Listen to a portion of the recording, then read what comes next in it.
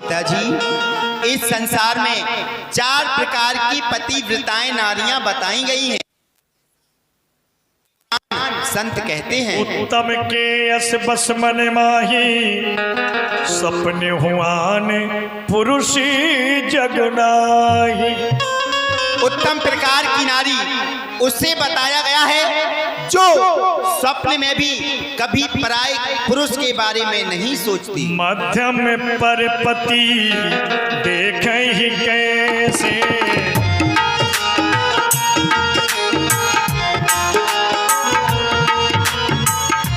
मध्यमी पर पति देखे ही कैसे, भ्राता पिता पुत्र निज जैसे, भ्राता पिता पुत्र निज जैसे। हे श्री सीता जी, मध्यम प्रकार की नारी उससे बताया गया है जो अपने से बड़े को पिता के समान देखती है, अपने के जो बराबर होते हैं उन्हें भाई के समान देखती है, जो अपने से छोटे होते हैं उन्हें पुत्र के समान देखती है। ऐसी नारी को मध्यम प्रकार की नारी बताया गया है। सन छन सुख लागी, तजै सतकोटि, दुख न समुझत ही सम को खोटी। हे श्री सीता जी, जो नारी क्षण सुख के लिए पराये पुरुष से संबंध बनाती हैं वो नरक में वास करती हैं। पति प्रतिकूल जल में जहाँ जाई, और विधवा हो पाए तरुणाई। जो नारी कभी अपने पति का कहना नहीं मानती, अपनी मर्यादा में नहीं रहती, जो पति के प्रतिकूल चलती है, वो अगले जन्म में जवान अवस्था में ही विधवा हो जाती है। सहज पावन नार बत से बत शुभ गति लहे, जस गावहि सुति चार, अजहु तुलसी का हरि प्रिय। सुन सीसा तब नाम सुमिरे नार प्रतिवति करही, तो ही प्राण प्रिय राम कहु कथा संसार हित। हे श्री सीता जी, ये जो मैंने बातें बताई हैं ये बातें मैंने आपके लिए नहीं कहा है, ये बातें जो इस संसार की नारियां हैं मैंने उनके लिए बताया गया है। तुम तो राम जी की प्रिय हो, जाओ, तुम्हें मेरे पास आए हुए बहुत देर हो गई है, आपके स्वामी तुम्हारा इंतजार कर रहे होंगे। सुन जान की परम सुख पा,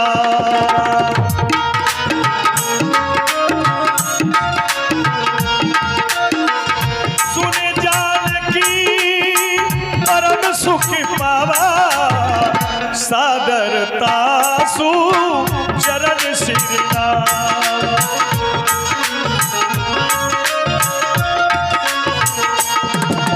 तब मुनिवर कह कृपा निधाना, आयस होए जाओ बनयाना, आयस होए जाओ बनवाना। हे भगवान, अगर आपकी आज्ञा हो तो अब मैं दूसरे वन के लिए प्रस्थान करूं। बस आपसे निवेदन है, मुझ पर कृपा करे हो, सेवक जान तजो जननी। मुझे अपना सेवक जानकर अपना नेह प्रेम बनाए रखें, कृपा करते रहें, बस यही निवेदन है। हे प्रभु, आपने मेरे ऊपर असीम कृपा की है। आपके आगमन से ये निर्जन वन हरा भरा हो गया है। आपके बहुत से भक्त आपकी प्रतीक्षा में चित्रकूट में इंतजार कर रहे हैं। आप यहाँ प्रभु आए हैं तो अपने भक्तों को दर्शन देते हुए उनके ऊपर कृपा बरसाए। जहाँ जहाँ जाए देव रघुनाथ,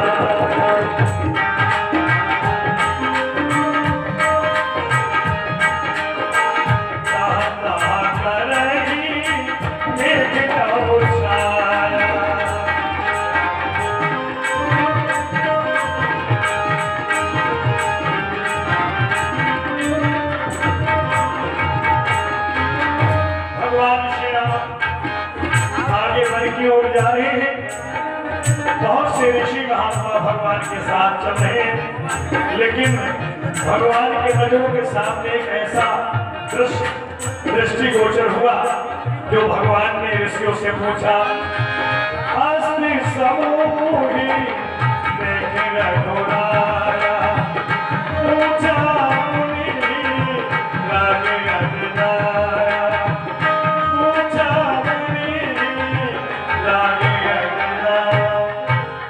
हड्डियों का पहाड़ भगवान ने देखा। मार्ग में चल ही रहे थे, यह शकल संत समुदाय भी हमारे साथ है। चलते चलते अचानक दृष्टि पड़ी, यह अस्थि समूह, हड्डियों का ढेर, यह कंकाल तंत्र ढांचे जिन पर दृष्टि पड़ी। विचार आया, आखिर यह हड्डियां किसकी हैं, कहां से आई, कैसे आई। भगवान, मेरा निवेदन है आपसे कि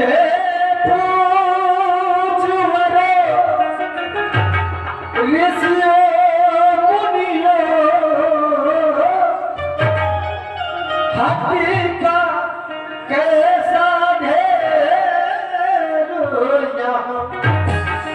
यह तपोभूमि का है कलंक,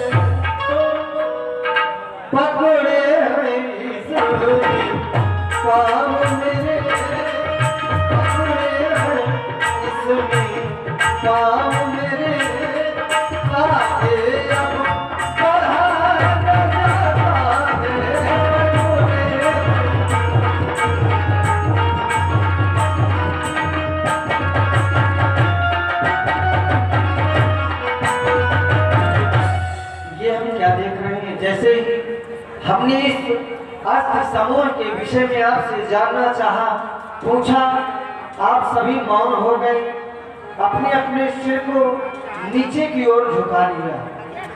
अरे ये क्या है, कुछ तो बोलिए आप, कुछ तो बताएं, यह क्या है, कुछ बतलाए तो। चुप क्यों है वो क्यों उतरे किशमाली की बगिया उजड़ी, जिसके की फूल यहाँ बिखरे।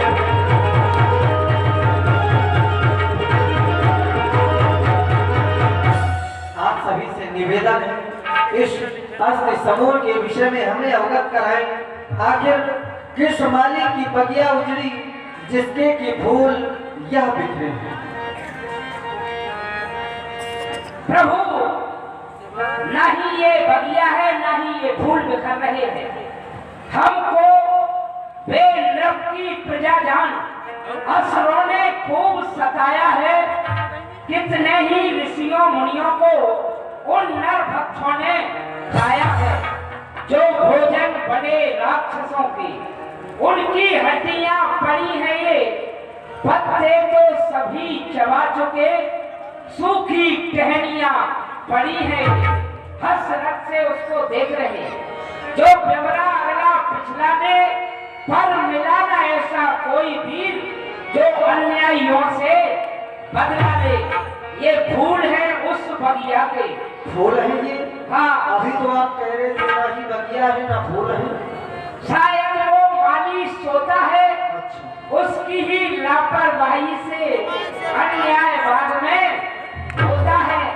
ये दिखावटी फूल है, लेकिन वास्तव में ये हड्डियों का ढेर लगा है। यहाँ पर प्रभु आतापी और पातापी नाम के दो